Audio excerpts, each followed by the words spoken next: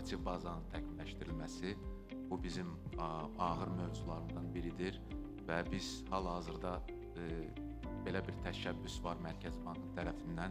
Hamımız orada iştirak edirik ki, bütün hüquqi bazanın təzədən təkmilləşdirmək, təzədən baxış keçirtmək və onu beynəlxalq